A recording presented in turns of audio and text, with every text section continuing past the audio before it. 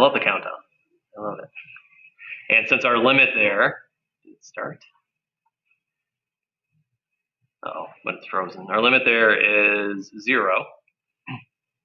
Then that has to be our horizontal asymptote. Write it as a line though, don't just put 0.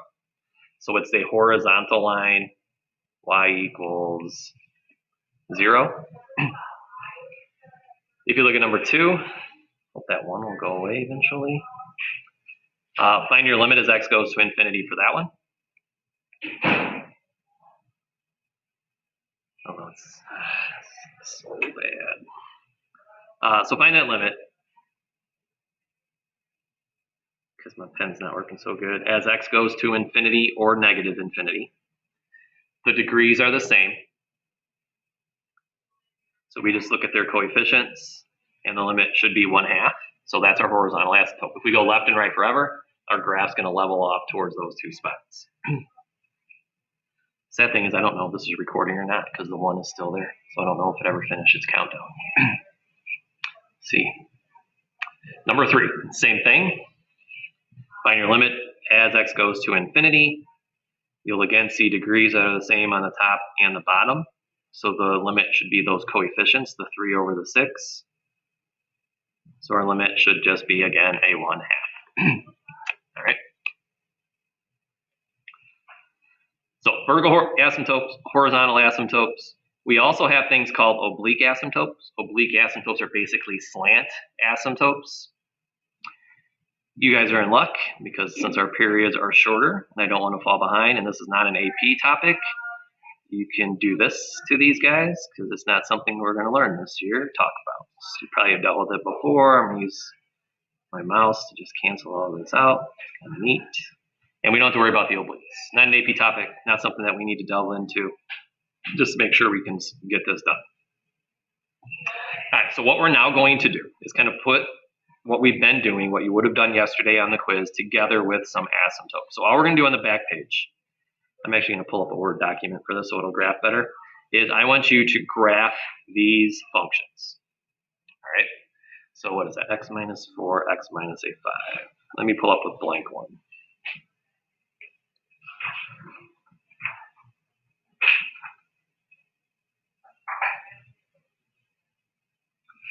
All right, so for number 1, we have x minus a 4, and then x minus a 5. So you're going to follow some very, very similar steps to what we would have done in the past. The only thing that is different is we now need to deal with our asymptotes. And in many ways, it actually makes some things easier. So if we recognize that this is a rational function, which hopefully we can, right away then we know we want to be looking for asymptotes. The vertical asymptote is, again, a vertical line at the x coordinate that would make your function undefined. So if we look at that function, x equals 5 is our problem. So we have a vertical asymptote at the x value of 5. So on my beautiful graphs on your paper, go to 5, wherever you think 5 would be. And then draw in a vertical asymptote. So I'm going to dot it so we know it's an asymptote.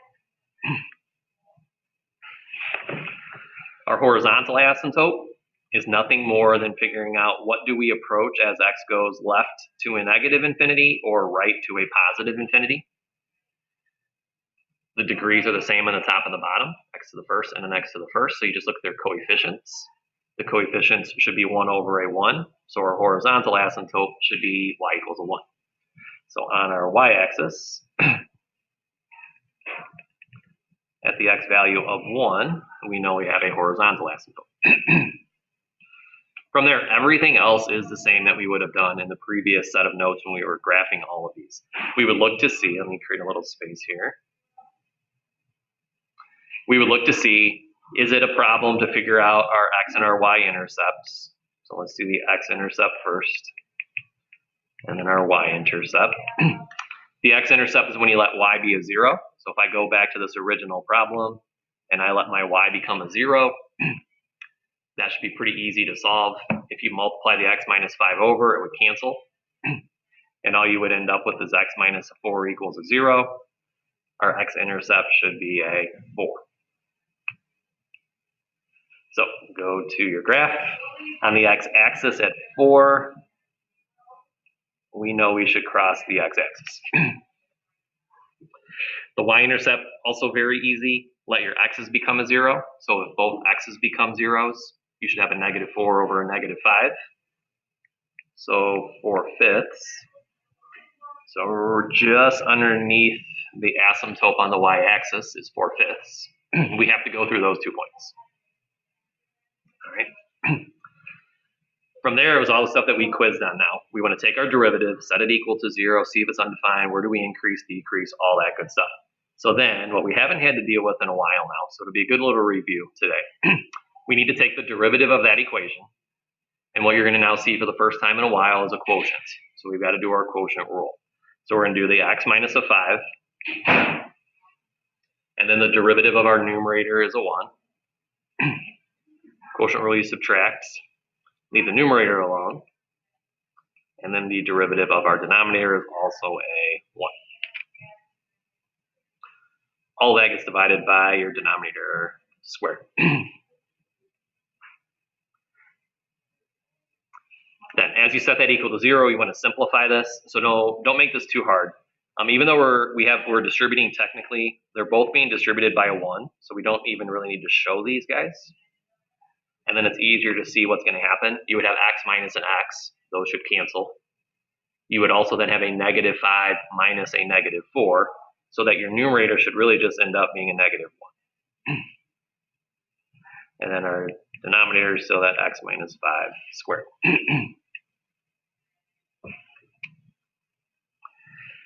Right away, we have a test point. It's not just when our derivative is 0, it's also when our derivative is undefined. So our derivative very clearly is undefined at 5. So 5 needed to be a test point. We should then try to solve that equation.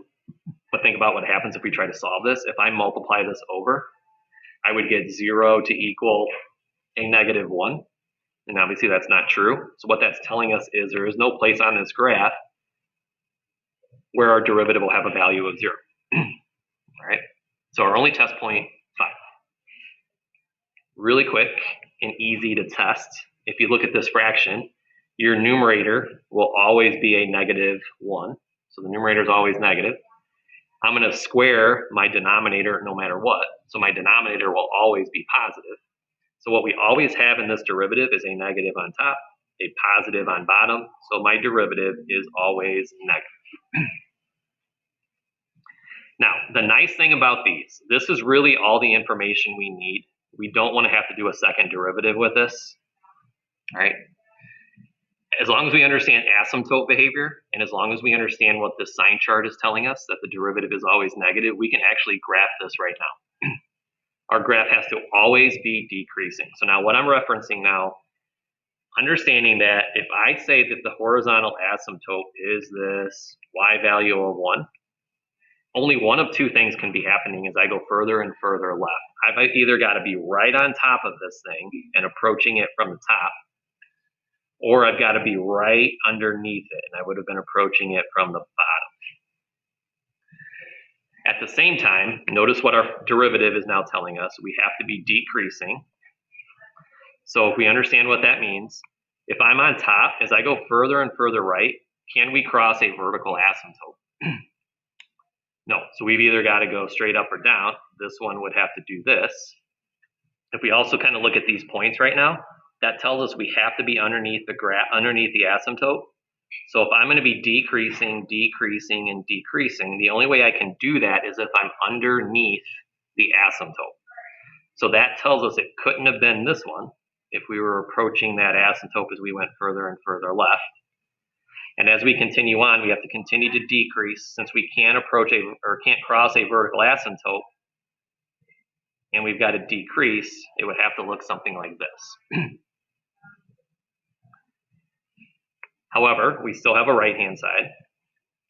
So on the right-hand side, you can only be doing one of two things. This is it. We have to be leaving the vertical asymptote and approaching the horizontal asymptote. So we are either doing this. So we're either right along the vertical asymptote up here and leveling off towards the horizontal, or our graph is on the vertical asymptote down here, and we're going to level off towards the horizontal like this. It's the only two options. You can't have both. It's a function. We have to pass the vertical line test. If we know we're always decreasing, the original function has to always be decreasing.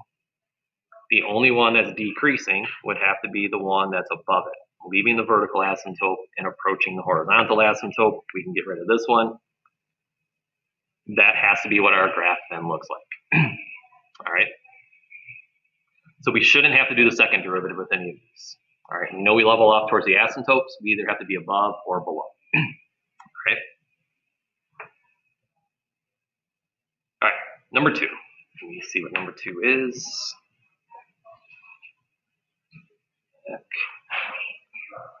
All right. Negative 8 over x squared minus 4.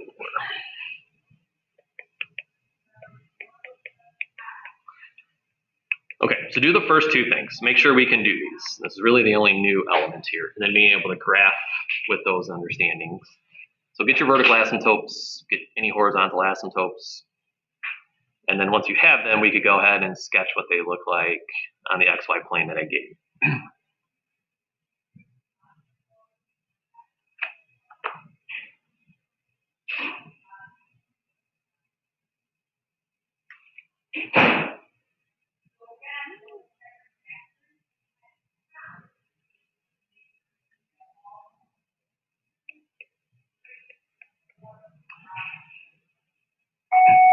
Then again, just make sure you're writing these as lines. So for the vertical asymptote, don't just put the numerical values. These are vertical lines, and vertical lines are always x equals. And if we look, a positive and a negative 2 should have been our excluded values.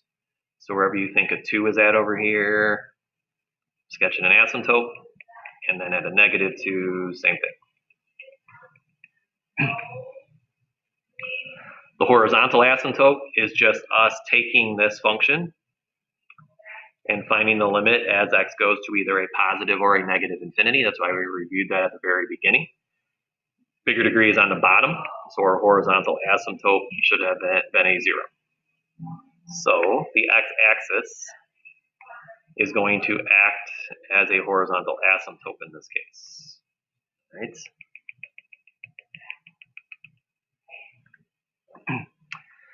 From there, everything else is what we've been doing. If I want the x-intercept and the y-intercept, the x-intercept is a problem in this one, because if I let my y become a 0 up here, multiply your denominator over, and you're going to get 0 equals a negative 8.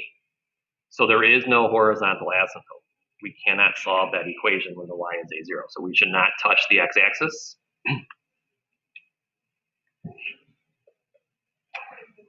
The vertical asymptotes are easy. I'm sorry, the y-intercept is easy. Let your x become a 0. And when x is a 0, we should just get a negative 8 over a negative 4. So the y value of 2 on the y-axis is the only point that we know for sure.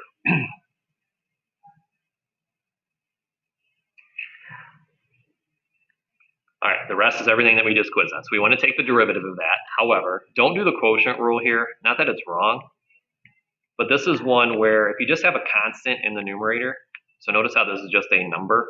I think it's easier to take your denominator and just bump it up and do the chain rule. So I'm going to take the x squared minus 4. I'm going to move it to the exponent, or the numerator, and I'm going to change the exponent to be a negative 1. And then we can do our chain rule. So the derivative of this one, you're going to do the negative 1 times a negative 8, which is 8. You leave the inside alone. Subtract 1 from your power, so that should be negative 2. And then we've got to multiply by the derivative of the inside, which should just give us a 2x. I think that's easier and shorter than doing the quotient rule. Set it equal to 0. Simplify it. So we go at 16x over x squared minus 4 quantity squared.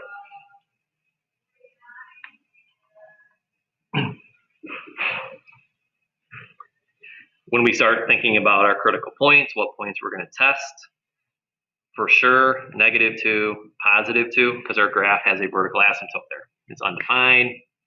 It's a discontinuity. It's one of the 3 things that make our derivative undefined. In this case, they're discontinuities. We do want to, again, try to solve this equation, though. A lot of times these don't work. This one will, though, because if I multiply this over, I would then get a 0 equals 16x. that we can solve. So if I told you to solve that equation, 16x equals 0, x is going to be a 0, so 0 should also be a point we need to test. All right.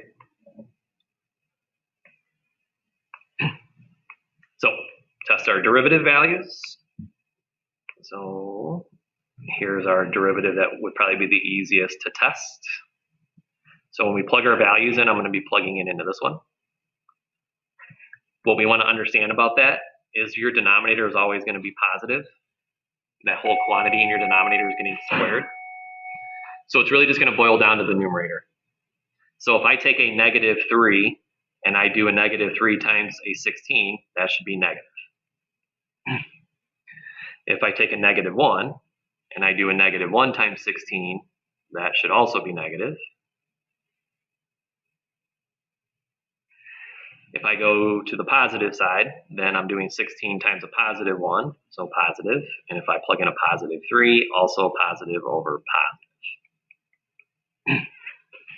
Right. So with that, let's do the left-hand side, and then we'll see if we understood what we did above, and I'll have you try the right-hand side. So just to the left of 2, so we're just looking at this. All right, so here's our -2. We're just going to worry about what's going on this side. If you have a horizontal asymptote, our graph as we go further right is either right on top of it or right below it. It can only be one of those two things if we're saying our behavior, our end behavior is 0. All right. If we've got to be decreasing the whole time, think about which OA graph that's always decreasing, the one above it or below it, and also approach it. All right, so think about that. Try to sketch in what you would think that would have to look like. And the further right we go, we eventually get to this asymptote that we cannot cross, and we have to either go up or down alongside of that. And based upon this, it should be pretty obvious which one of those we need to do. Those things all put together should allow us to graph a pretty good representation of what's going on over here.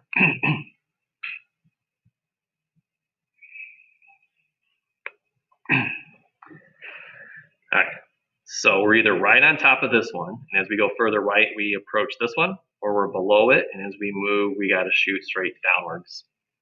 If we are always decreasing, hopefully, we would all agree, it's got to be the one below the asymptote. All right, agree to that? All right, then go to the right-hand side. So just do over here, without any hints. To the right of 2, here's what's got to be going on. Our derivative is always positive. Graph what you think's going on over here.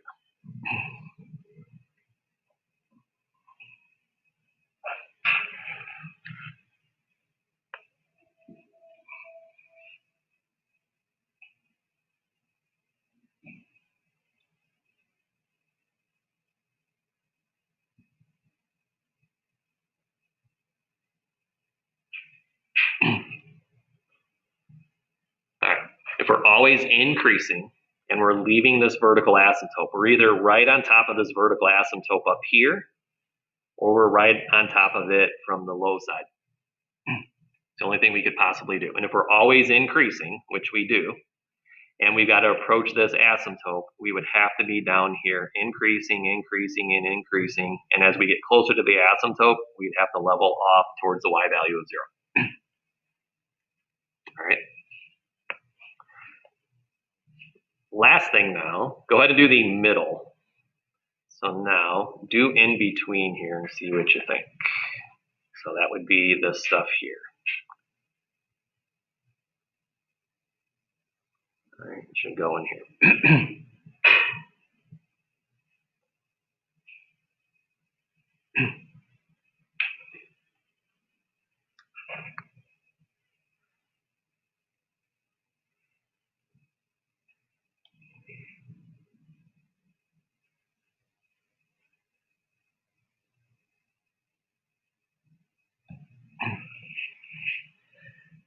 Okay, then see if this is now what you have.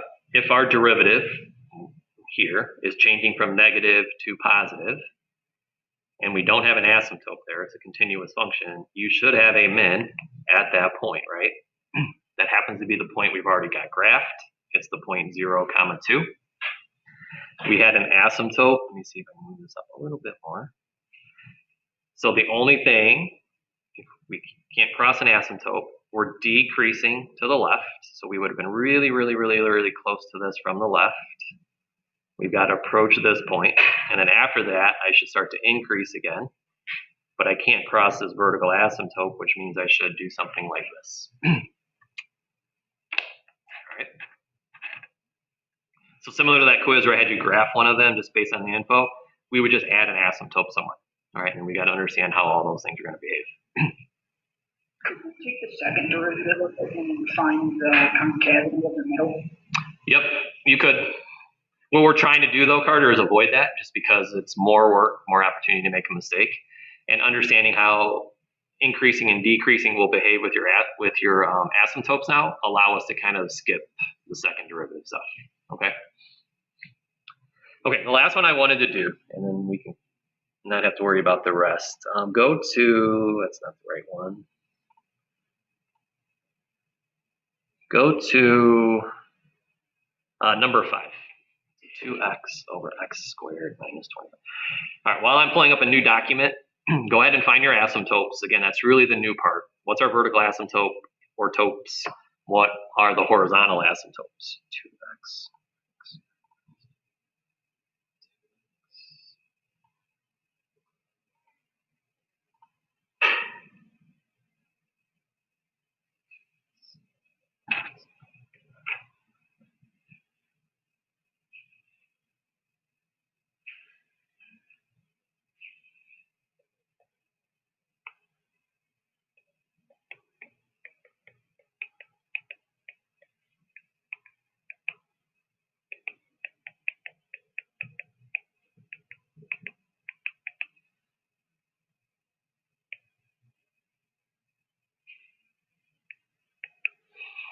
Okay, vertical asymptotes should be really, really easy. +5, -5. So on our graph over here, we dot those guys in. We cannot cross those. For our horizontal asymptote, find the limit of that function as x goes to infinity. The bigger degree is on the bottom, so our limit should have been a 0. Similar to the one we just did, the x-axis is going to also act as a horizontal asymptote. So the further left we go, the further right we go. We should level off towards 0. That right there, before we even start anything, if you're kind of understanding, our graph has to either be right on top of it over here or right below it over here. The same to the right. We're either right on top of it or we're right below it. The whole idea of our end behavior. All right, from there, our x-intercepts, let your y be a 0. Make sure we get through this. Should give you an x value of 0. That one we can solve.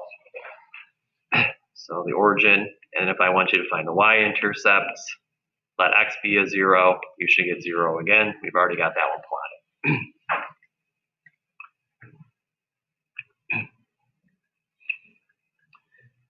From there, it's just what we've been doing. Derivative, critical points, finding your signs to know where we're increasing and decreasing. This one, you now kind of need to do the quotient rule. We could, if we want, like we did in that last problem, I could bump this up if I wanted and make this to a -1 power. But now you still got to do the product rule because there's an x in that numerator. So to me, you're not really saving or making anything easier in this case. So I wouldn't necessarily recommend doing it for this one. I would just go ahead with the quotient rule. So that's what I'm going to do. So it's our denominator, derivative of the top, and then minus the top, derivative of your denominator. Denominator gets squared.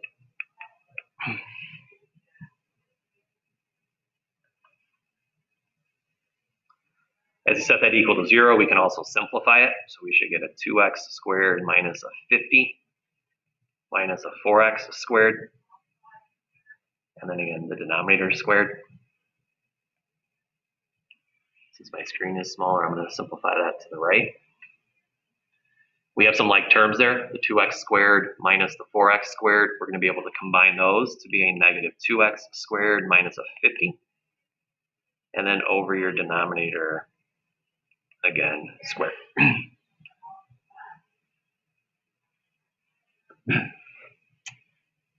For our critical points, we have 2 for sure. At 5 and -5, we have our discontinuities. It also makes our denominator 0. So those are definitely a couple of test points. As we set this equal to 0, though, it does appear as if we could solve for this. So we want to go ahead and solve that equation. So we'll create a little more space here for a minute. So what we would want to do is take the denominator, multiply it over. You'd still get a 0 on the right. On the left, we would now just have this negative 2x squared minus a 50.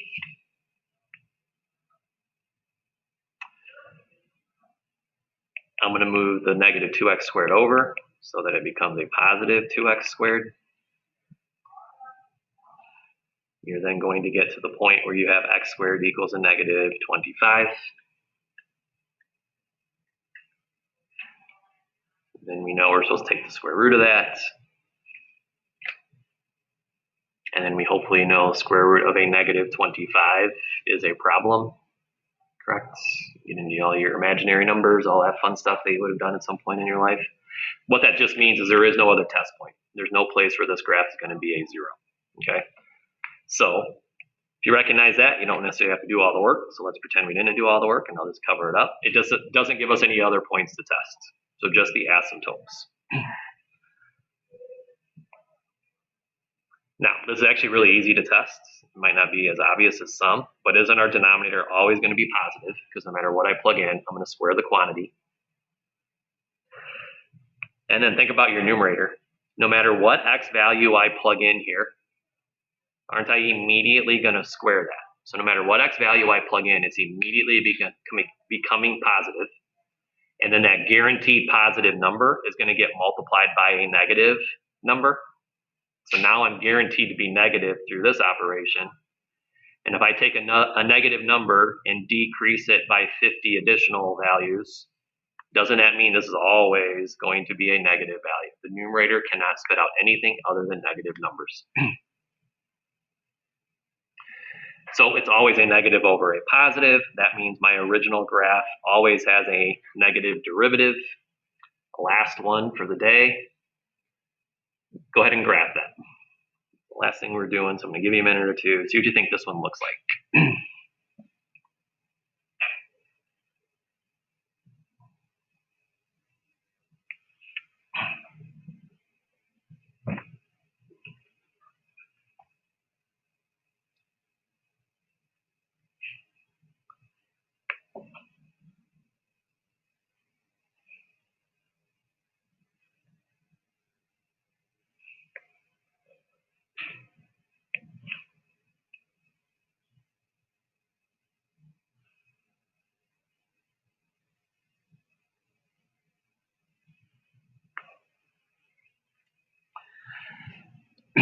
And the reason I do this one, sometimes people think that they've caused a major problem in the world of mathematics in this problem. So we'll talk about that possibly.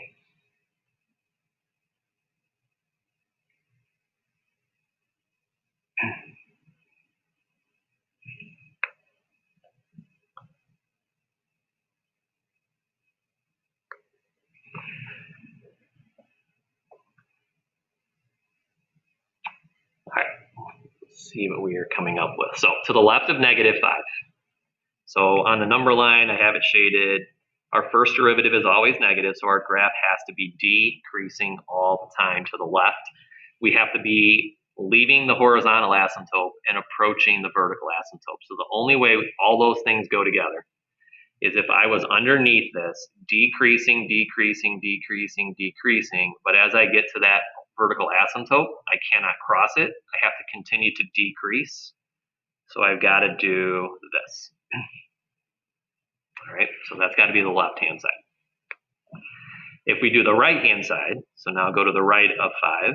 So now if we're going to fill this in, now your derivative, still negative, we still have to be decreasing the entire time.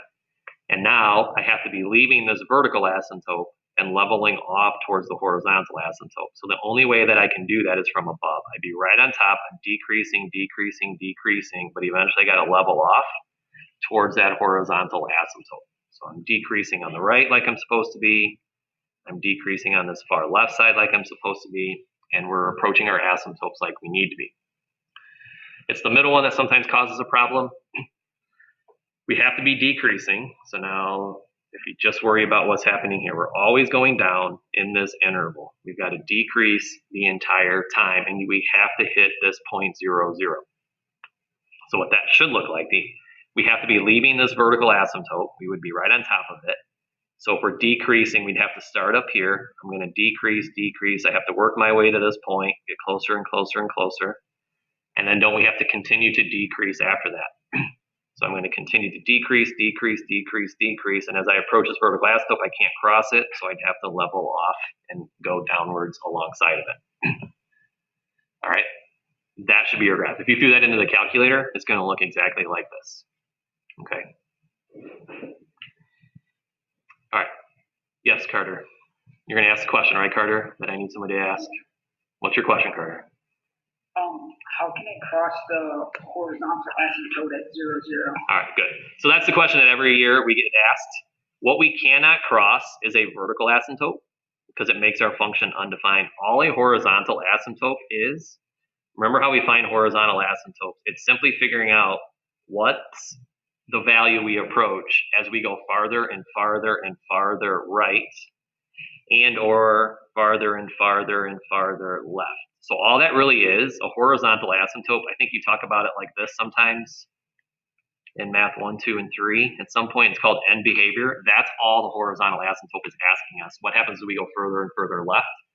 If our numbers are small, and 0 is pretty small, we can definitely cross horizontal asymptote. That's just our end behavior. Okay, but that's why I wanted to do that one, because people sometimes think we can't cross them. Actually, most people think they can't cross them. And we can see here that we can definitely cross a horizontal asymptote. Okay. All right, that's all I needed to get done. We actually got it done, so that's good. We don't have to borrow any time from tomorrow. So that's it. There's a couple minutes left. Everybody at home, unless you have a question, you guys can take off. And we'll see you guys tomorrow. Hopefully it's recorded.